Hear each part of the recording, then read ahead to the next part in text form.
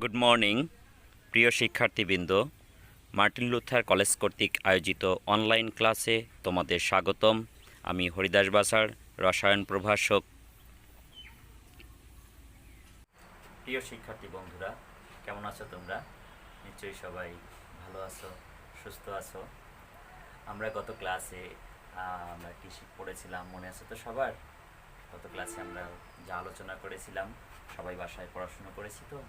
নিশ্চয়ই সবাই পড়াশোনা করেছি। আমরা গত ক্লাসে যা আলোচনা করেছিলাম আজ তার পরের অংশ আমরা আলোচনা করব। এসো আমরা আজকের ক্লাসে আমরা জানতে পারবো আজকে এই পাঠ শেষে আমরা কি জানতে পারবো। দেখো শিক্ষার্থীরা, বাস্তব গ্যাসের সংকোচনশীলতা গুণাঙ্ক সম্পর্কে আমরা জানতে পারবো। আমরা সংকোচনশীলতা গুণাঙ্কের ব্যবহার বুঝতে পারবো। আদর্শ আচরণ থেকে বাস্তব গ্যাসের বিচ্যুতির কারণ এবং এই বিচ্যুতির কারণে একটি সমীকরণ বিজ্ঞানী ভ্যান ডার ওয়ালস তৈরি করেছেন, যে সমীকরণকে আমরা ভ্যান ডার ওয়ালস সমীকরণ বলে থাকি। সেই ভ্যান ডার ওয়ালস সমীকরণ আমরা প্রতিষ্ঠা করতে পারবো।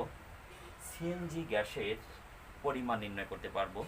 আমরা জানি কমপ্রেসড ন্যাচারাল গ্যাস, আমরা জানি যে এটা বিভিন্ন ক্ষেত্রে আমরা সিএনজি গ্যাস ব্যবহার করে থাকি। বিশেষ করে বাস, বিভিন্ন পরিবহনে আমরা সিএনজি গ্যাস ব্যবহার করি। সন্ধি তাপমাত্রা এবং সন্ধি চাপ সম্পর্কে আমরা জানতে পারবো।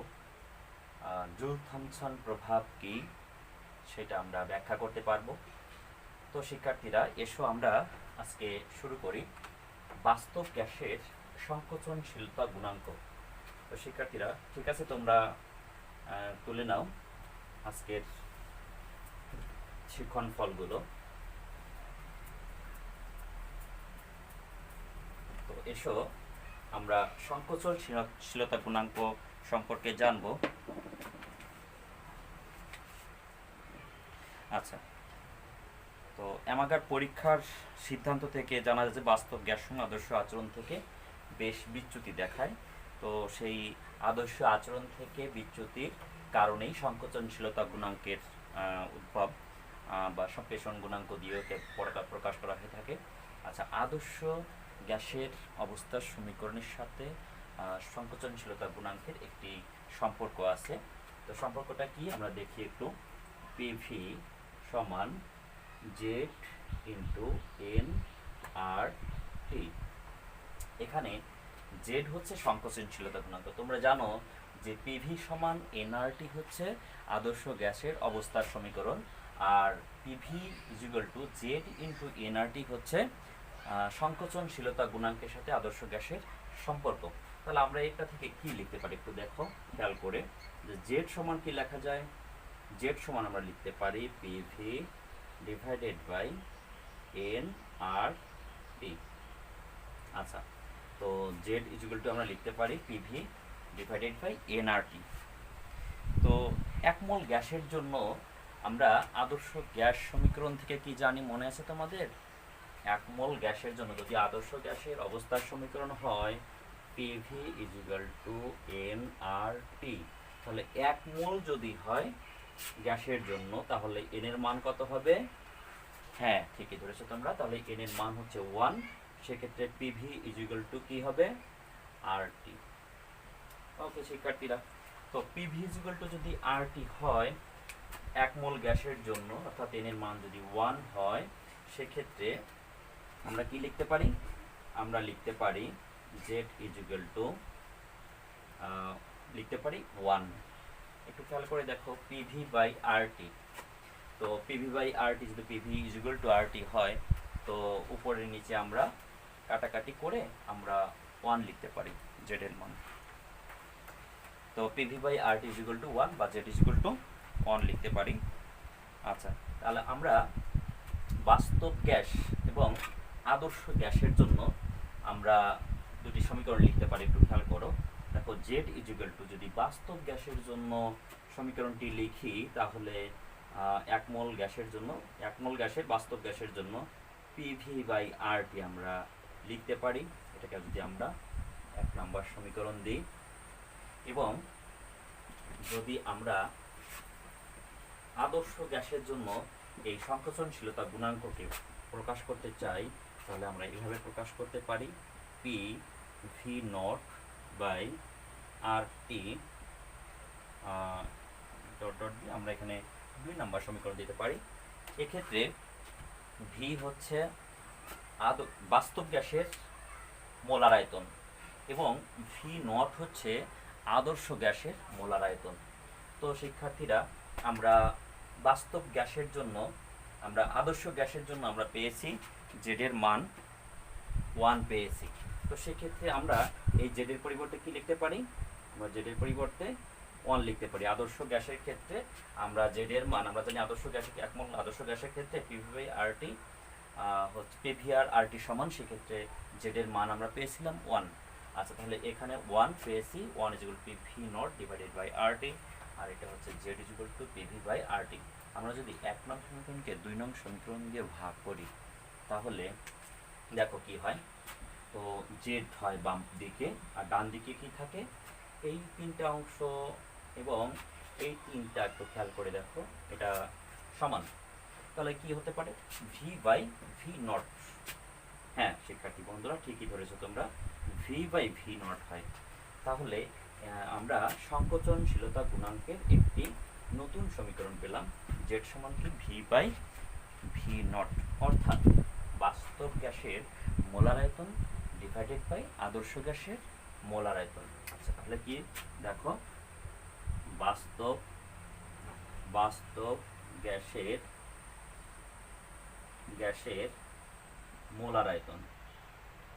মোলার আয়তন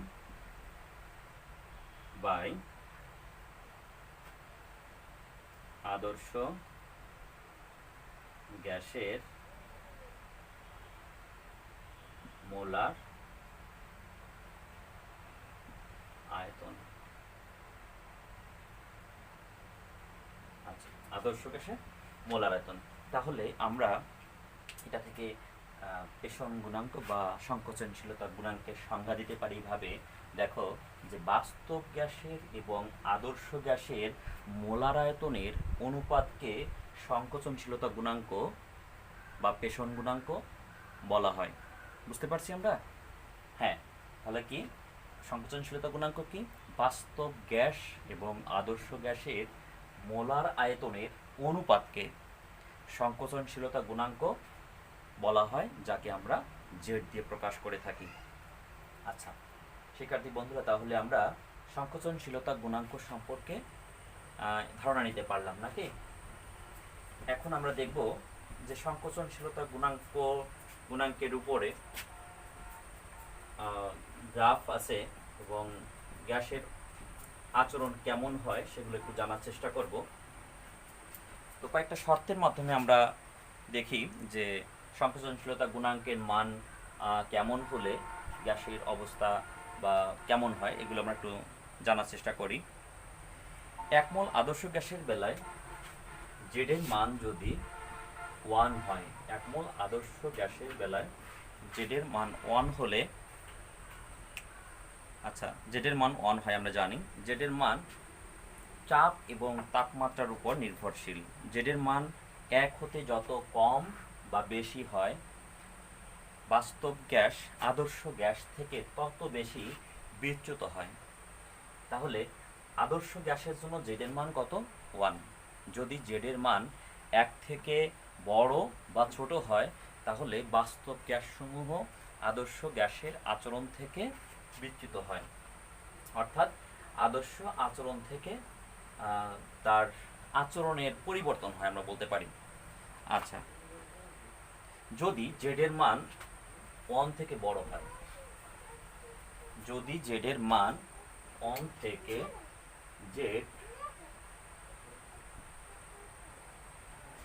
জেডের মান যদি 1 থেকে বড় হয়, তাহলে সেই আদর্শ গ্যাস কম পেষণযোগ্য হয়ে থাকে। তো কম পেষণযোগ্য হলে কি হয়? যেমন গ্যাসগুলো হচ্ছে কি, দেখি হাইড্রোজেন, হিলিয়াম, নাইট্রোজেন। তো এই গ্যাসগুলো কম পেষণযোগ্য, অর্থাৎ আমরা যদি গ্রাফের মাধ্যমে দেখি, আমরা অ্যামাগা বক্রে দেখেছিলাম, তোমাদের নিশ্চয়ই মনে আছে। তো অ্যামাগা বক্রে এখানে আদর্শ গ্যাসের জন্য একটা ভগ্নরেখা দেখেছিলাম। আচ্ছা, যেটা হয় এটা ছিল পিভি আর এটা ছিল চাপ পি। তো এখানে আমরা কতগুলো গ্রাফ পেয়েছিলাম, যে গ্রাফগুলো ছিল এরকম এরকম ছিল গ্রাফগুলো। আচ্ছা, তো এটা কম পেষণযোগ্য হওয়ার কারণে এখানে সরাসরি উপরের দিকে গ্রাফটা উঠছে। আমরা যদি এই রেখাটা দেখি তাহলে এই পিভি এর মান সরাসরি উপরের দিকে গিয়েছে। এটা হচ্ছে জেড ইকুয়াল টু 1 এর জন্য হচ্ছে এই ভগ্ন রেখাটা পাওয়া যায়। তো এটা হচ্ছে চাপ জিরো, জিরো চাপ থেকে তারপরে চাপের মান বৃদ্ধি করা হয়েছে। আচ্ছা, তো এই কম পেষণযোগ্য অর্থাৎ নিচের দিকে এটি কম বিচ্যুত হয়েছে আর সরাসরি উপরের দিকে চলে গেছে। তো এইগুলো হচ্ছে কম পেষণযোগ্য। আর জেডের মান যদি 1 থেকে ছোট হয় তো তখন সেই গ্যাসগুলো বেশি পেষণযোগ্য হয়ে থাকে, অর্থাৎ বেশি বিচ্যুত হয়।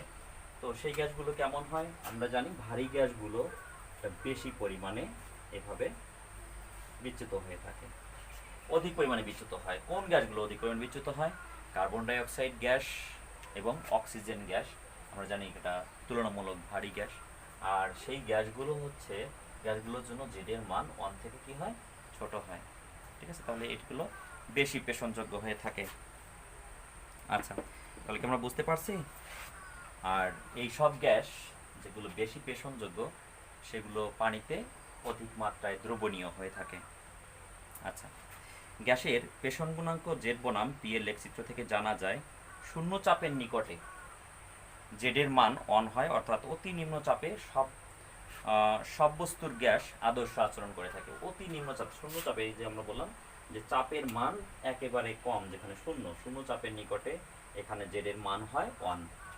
ঠিক আছে। আবার তাপমাত্রা বৃদ্ধি করলে নাইট্রোজেন গ্যাসের ক্ষেত্রে আমরা একটু দেখব যে তাপমাত্রা বৃদ্ধি করলে এখানে পেষণ গুণাঙ্কের কি পরিবর্তন হয় আমরা একটু দেখার চেষ্টা করব। তো শিক্ষার্থী বন্ধুরা, এখানে আমরা পেষণ গুণাঙ্ক বনাম চাপের যদি আমরা একটা চিত্র অঙ্কন করি, পেষণ গুণাঙ্ক আমরা নিলাম এইদিকে আর এদিকে নিলাম চাপ। এখন এখানে খুবই নিম্ন চাপ হচ্ছে 0, তারপরে চাপের মান এখানে বৃদ্ধি করা হয়েছে। আচ্ছা, আর এখানে সংকোচনশীলতা এখানে বৃদ্ধি করা হয়েছে। ধরো এটা হচ্ছে 0.5 আর এটা হচ্ছে 1.0, 1.5 এভাবে আমরা ধরলাম। আচ্ছা, তাহলে এখানে 1 হচ্ছে আদর্শ গ্যাসের জন্য সংকোচনশীলতা গুণাঙ্ক 1 আদর্শ গ্যাসের জন্য এবং খুবই নিম্ন চাপ। আচ্ছা, তাহলে এখানে আমরা বিভিন্ন তাপমাত্রায় নাইট্রোজেন গ্যাসের জন্য আমরা লেখচিত্রটা যদি অঙ্কন করি তাহলে দেখো অধিক মাত্রায় বিচ্যুত হয়, -100 ডিগ্রি সেলসিয়াস তাপমাত্রা। এটা হচ্ছে কম বিচ্যুত হয় একটু, -70 ডিগ্রি সেলসিয়াস তাপমাত্রা। আমরা যদি এভাবে দিই তাহলে এটা -35 ডিগ্রি সেলসিয়াস তাপমাত্রা। তো এটা বৃদ্ধি করলাম আমরা তাপমাত্রা 50 ডিগ্রি সেলসিয়াস তাপমাত্রা বৃদ্ধি করে আমরা এখানে দিলাম 200 ডিগ্রি সেলসিয়াস তাপমাত্রা। 400 ডিগ্রি সেলসিয়াস তাপমাত্রা দিলে এটি আদর্শ লেখের দিকেই যাচ্ছে এবং স্ট্রেট লাইন হচ্ছে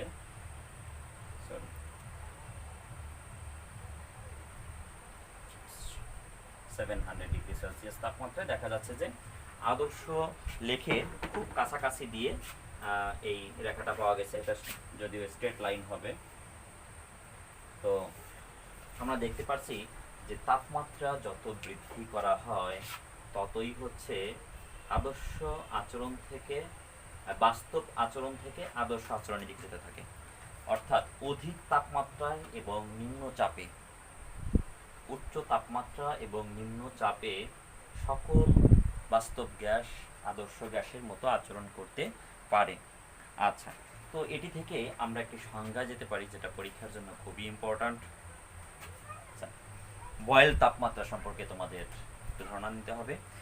আচ্ছা, যে তাপমাত্রায় বাস্তব গ্যাস আদর্শ গ্যাসের মতো আচরণ করে তাকে বয়েল তাপমাত্রা বলা হয়। যে তাপমাত্রায় বাস্তব গ্যাস আদর্শ গ্যাসের মতো আচরণ করে তাকে বয়েল তাপমাত্রা বলে। বাস্তব গ্যাসসমূহ আদর্শ আচরণ থেকে বিচ্যুত হয়, আর এই বিচ্যুতির কারণ হচ্ছে আয়তন এবং চাপজনিত কারণ। আর এই বিচ্যুতির কারণ দেখিয়ে বিজ্ঞানী ভ্যান ডার ওয়ালস একটি সমীকরণ প্রতিষ্ঠা করেন, যাকে আমরা ভ্যান ডার ওয়ালসের সমীকরণ বলে থাকি। আদর্শ গ্যাসের অবস্থার সমীকরণকে পরিবর্তন করে উনি ওনার যে সমীকরণটা প্রতিষ্ঠা করেন তা হচ্ছে ভ্যান ডার ওয়ালস সমীকরণ। আচ্ছা, এই সমীকরণের জন্য উনি আদর্শ গ্যাসের দুটি স্বীকার্যকে উনি চেঞ্জ করেছিলেন। একটি হচ্ছে আয়তনজনিত সমস্যা উনি সমাধান করেছিলেন, আর একটি হচ্ছে চাপ বা আকর্ষণজনিত সমস্যা। তো আদর্শ গ্যাসের স্বীকার্যে আমরা জেনেছি যে গ্যাসাণুসমূহের নিজস্ব আয়তন গ্যাস পাত্রের আয়তনের তুলনায় অতিশয় নগণ্য। কিন্তু ভ্যান ডার ওয়ালস দেখান যে নিম্ন তাপমাত্রা এবং উচ্চ চাপে সকল গ্যাসকেই তরলে পরিণত করা যায় এবং অবস্থা ভেদে কঠিনে রূপান্তর করাও যায়। তাহলে উনি বলেন যে যেহেতু গ্যাসাণুসমূহকে তরলে রূপান্তর করা যায়, তাহলে এই আয়তন অবশ্যই নগণ্য নয়। তো উনি গ্যাসের আয়তনকে উনি ধরেছিলেন বি, গ্যাসের আয়তনকে উনি বি ধরেছিলেন। আর এন মোল গ্যাস যদি থাকে তাহলে গ্যাসাণুসমূহের মোট আয়তন উনি বের করেছিলেন এন বি। তাহলে দেখা যাচ্ছে যে বাস্তব গ্যাসের আয়তন নগণ্য নয়, বাস্তব গ্যাসের আয়তনটা উনি বলেছিলেন কি এন বি। ভি আয়তন বিশিষ্ট একটি পাত্রে যদি বি আয়তন বিশিষ্ট এন মোল গ্যাস থাকে, তাহলে গ্যাসের জন্য ফাঁকা স্থান কত থাকে দেখো তো একটু। বাস্তব গ্যাসের জন্য ফাঁকা স্থান বা মুক্ত স্থান আমরা বলতে পারি, মুক্ত বা ফাঁকা স্থান, মুক্ত বা ফাঁকা স্থান থাকে কত? ভি হচ্ছে পাত্রের আয়তন, আর এন হচ্ছে মোল, আর বি হচ্ছে গ্যাসের আয়তন। তাহলে এন বি, তাহলে মুক্ত বা ফাঁকা স্থান হচ্ছে ভি মাইনাস এন বি। এভাবে ভ্যান ডার ওয়ালস আয়তন সংশোধন করে উনি যে বাস্তব গ্যাসের আয়তনটা উনি পেয়েছিলেন ভি মাইনাস এন বি। আচ্ছা, আর একটা ত্রুটি হচ্ছে চাপজনিত ত্রুটি, যা আদর্শ গ্যাসের স্বীকার্যে আছে যে গ্যাসাণুসমূহের মধ্যে কোনো আকর্ষণ বা বিকর্ষণ নেই। কিন্তু আসলে বাস্তব গ্যাসের ক্ষেত্রে আন্তঃনৈমিক আকর্ষণের সরাসরি প্রমাণ পাওয়া গেছে। ভ্যান ডার ওয়ালস যে আকর্ষণ বল পেয়েছেন, সেই আকর্ষণ বলটা হচ্ছে N square A by V square. আচ্ছা, তাহলে এখানে উনি আন্তঃনৈমিক আকর্ষণের সরাসরি প্রমাণ পেয়েছেন। সে আন্তঃনৈমিক আকর্ষণ হচ্ছে N square A by V square. আচ্ছা, তো মোট চাপের সাথে মোট চাপ হচ্ছে আদর্শ গ্যাসের চাপ প্লাস হচ্ছে এই আন্তঃনৈমিক আকর্ষণ বল। তাহলে এখানে হচ্ছে চাপ পি প্লাস হচ্ছে N square A by V square. এটা হচ্ছে বাস্তব গ্যাসের চাপ, যেটাকে আমরা এখানে পি এ দিয়ে প্রকাশ করতে পারি। তাহলে আমরা এখানে এটা পি দেবো, এটা পি এ। তাহলে এখানে মোট চাপ, প্রাপ্ত চাপ এবং হচ্ছে আন্তঃনৈমিক আকর্ষণ বল, এই দুইটার যোগফল হচ্ছে এখানে পরিবর্তিত যে চাপ। আমরা এখানে এটাকে বলতে পারি চাপ ত্রুটি। চাপ ত্রুটি সংশোধন করে উনি এভাবে একটি সমীকরণ পেয়েছেন। তাহলে আয়তন এবং চাপ ত্রুটির দুইটা যে উনি পরিবর্তন করে যেটা পেয়েছেন, এটি আদর্শ গ্যাস সমীকরণে আমরা যদি বসাই তাহলে কি হয় দেখো, P plus N square A by V square into V minus N B is equal to হচ্ছে এন আর টি। তাহলে বিজ্ঞানী ভ্যান ডার ওয়ালস আদর্শ গ্যাসের অবস্থার সমীকরণ PV is equal to NRT সমীকরণটি পরিবর্তন করে বা সংশোধন করে উনি হচ্ছে এই সমীকরণটি প্রতিষ্ঠা করেন। তো এটি হচ্ছে ভ্যান ডার ওয়ালসের সমীকরণ। আচ্ছা, তো শিক্ষার্থী বন্ধুরা, এই সমীকরণ থেকে তোমাদের আসতে পারে যে 32 গ্রাম অক্সিজেনের জন্য ভ্যান ডার ওয়ালস সমীকরণটি লিখো, বা 44 গ্রাম কার্বন ডাইঅক্সাইডের জন্য ভ্যান ডার ওয়ালস সমীকরণটি লিখো। তো সেক্ষেত্রে হচ্ছে তোমাদের এন এর মানটা হচ্ছে জানতে হবে। তো আমরা জানি যে 32 গ্রাম অক্সিজেন হচ্ছে 1 মোল অক্সিজেন, সেক্ষেত্রে এন এর মান হচ্ছে 1। আর এখানে এন এর মান বসিয়ে দিলে 1 বসিয়ে দিলে যেটা হয় সেটা হচ্ছে 32 গ্রাম অক্সিজেনের জন্য ভ্যান ডার ওয়ালস সমীকরণ। একইভাবে হচ্ছে কার্বন ডাইঅক্সাইডের জন্য এবং অন্যান্য গ্যাসের জন্য তোমাদের ভ্যান ডার ওয়ালস সমীকরণ লিখতে হতে পারে। ঠিক আছে শিক্ষার্থী বন্ধুরা, তো এরপরে আমরা আলোচনা করব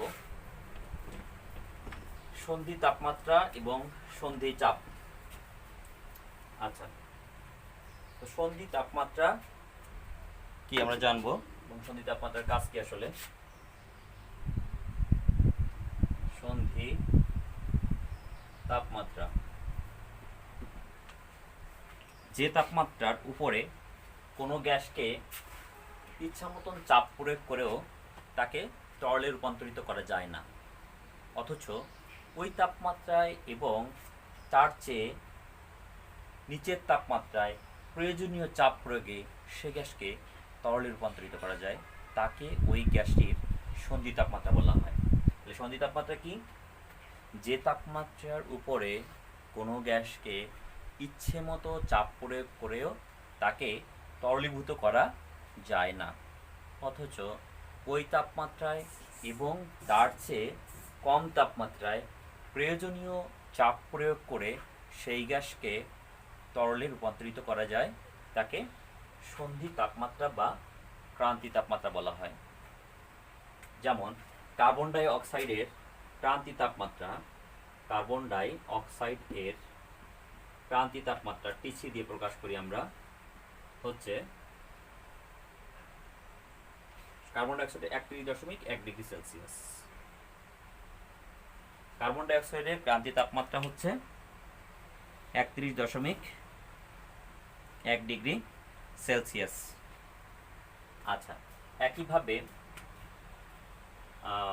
হাইড্রোজেনের ক্রান্তি তাপমাত্রা হচ্ছে -80 ডিগ্রি সেলসিয়াস, হিলিয়ামের ক্রান্তি তাপমাত্রা -240 ডিগ্রি সেলসিয়াস। ক্রান্তি তাপমাত্রাকে উৎক্রম তাপমাত্রা বলা হয়ে থাকে।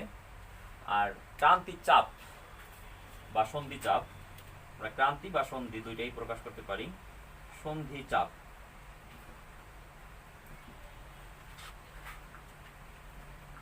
কোনো গ্যাসকে ক্রান্তি তাপমাত্রায় রেখে গ্যাসটির উপর সর্বনিম্ন যে চাপ প্রয়োগ করা হয় তাকে বলা হয় সন্ধি চাপ। তাহলে সন্ধি চাপ কি?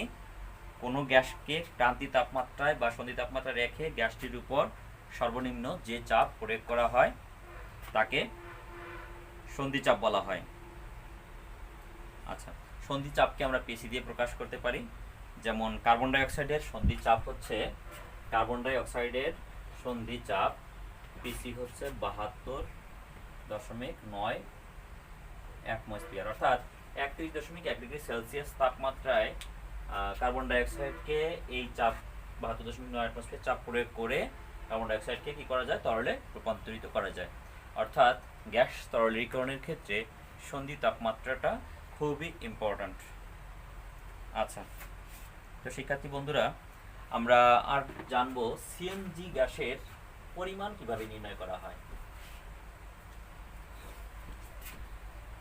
সিএনজি গ্যাস তোমরা জানো কম্প্রেসড ন্যাচারাল গ্যাস, বিভিন্ন ক্ষেত্রে কম্প্রেসড ন্যাচারাল গ্যাস আমরা ব্যবহার করে থাকি।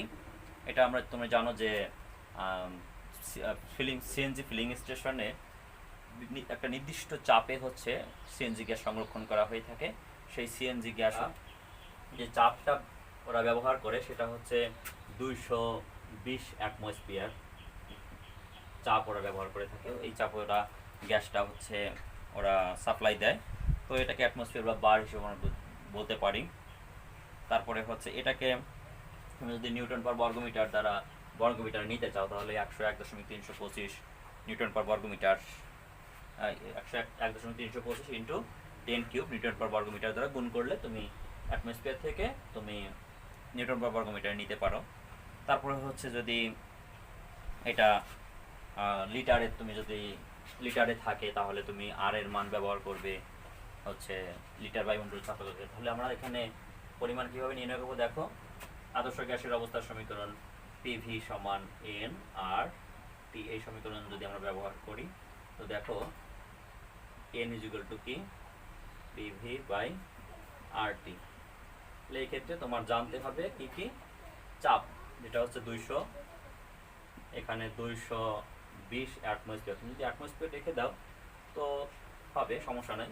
ভি এর মান যদি ধরো তোমার সিলিন্ডারটি হচ্ছে 60 লিটার, তো সেক্ষেত্রে 60 লিটার হতে পারে, 80 লিটার, 120 লিটার হতে পারে, যাই হোক এভাবে তুমি দিবে।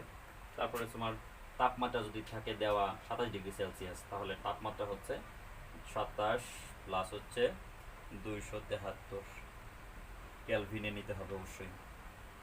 আর এর মান হচ্ছে তোমার জানা আছে যে 0.082 litre atmosphere per kelvin per mole. তো এভাবে তুমি মানগুলো বসিয়ে খুব সহজেই তুমি এন এর মান বের করতে পারো মোল হিসেবে। এবং তোমার তুমি জানো যে সিএনজি গ্যাসে হচ্ছে থাকে হচ্ছে মিথেন গ্যাস, তাই না? তাহলে মিথেনের আণবিক ভর কত তুমি জানো, সেই মিথেনের আণবিক ভর দিয়ে গুণ করে তুমি কত গ্রাম হবে গ্রামে নিয়ে তারপরে কেজিতে রূপান্তর করতে পারবে। এই তরলীকরণে জুল থমসন প্রভাব খুবই ইম্পর্টেন্ট বিষয় আছে। বিজ্ঞানী জুল এবং থমসন পরীক্ষা করে দেখেন যে উচ্চ চাপে আবদ্ধ পাত্রের গ্যাসকে যখন সছিদ্র প্লাগের মধ্য দিয়ে হঠাৎ সম্প্রসারিত হতে দেওয়া হয় তখন গ্যাসটির তাপমাত্রা কমে যায়। উচ্চ চাপে সংরক্ষিত কোনো গ্যাসকে যখন সছিদ্র প্লাগের মধ্য দিয়ে অর্থাৎ ছোট ছিদ্রের মধ্য দিয়ে যখন দ্রুত সম্প্রসারিত হতে দেওয়া হয় তখন গ্যাসটির তাপমাত্রা কমে যায়। আচ্ছা, এটাই হচ্ছে জুল থমসন প্রভাব। এর কারণ কি? এই সম্প্রসারণকালে গ্যাসটির তাপমাত্রা কমার কারণ কি জানো?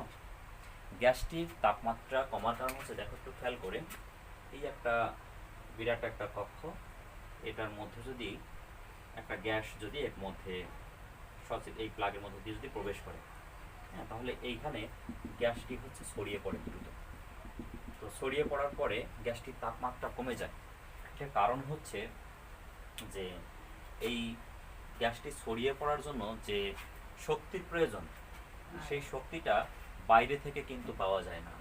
এই গ্যাসের অভ্যন্তরীণ শক্তি ব্যবহার করে গ্যাসটি কাজ করে ছড়িয়ে পড়ে। তো এই জন্য এটির যে শক্তিটা, এই শক্তিটা কমে যায়। অর্থাৎ শক্তি এখানে রূপান্তরিত হয়ে এখানে তাপ শক্তিটা এখানে হচ্ছে এটা যান্ত্রিক শক্তিতে রূপান্তরিত হয়ে যায়। আমরা বলতে পারি যে এটা ছোটাছুটি করার কাজে ব্যবহৃত হচ্ছে। তো সেই ক্ষেত্রে হচ্ছে তাপমাত্রা, নিজস্ব তাপমাত্রাটা ব্যবহার করে এই গ্যাসটা হচ্ছে ছড়িয়ে পড়ে, এই কারণে এই তাপমাত্রা কমে যায়। আর যেহেতু এখানে কোনো বাইরে থেকে এটা হচ্ছে এখানে সব দিক থেকেই হচ্ছে আটকানো থাকে। আমরা জানি যে এখানে বাইরে থেকে কোনো শক্তি আসতে পারে না, বা ভিতর থেকে কোনো শক্তি এখানে বাইরে যেতে পারে না। অর্থাৎ হচ্ছে এটা একটা বদ্ধ সিস্টেম হওয়ার কারণে এখানে অভ্যন্তরীণ শক্তিটা হচ্ছে ব্যবহৃত হয়, এই কারণে হচ্ছে গ্যাসটির তাপমাত্রা কমে যায়। আচ্ছা, তো এই প্রক্রিয়ায় গ্যাসটির তাপমাত্রা সন্ধি তাপমাত্রার নিচে আসলে তখন উপযুক্ত চাপ প্রয়োগ করে গ্যাসটিকে তরলে রূপান্তরিত করা যায়। তো শিক্ষার্থী বন্ধুরা, এভাবে জুল থমসন তার পরীক্ষা করে উনি দেখেছিলেন যে গ্যাসের তাপমাত্রা অভ্যন্তরীণ শক্তি থেকে শক্তি নিয়েই হচ্ছে তাপমাত্রাটা কমে যায়। তো শিক্ষার্থী বন্ধুরা, ঠিক আছে, তোমরা ভালো থেকো, সুস্থ থাকো, ঘরে থাকো সবাই। আর আমরা দ্রুত যেন আবার ক্লাসে ফিরে যেতে পারি, ঈশ্বরের কাছে সেই প্রার্থনাই করো। Thank you.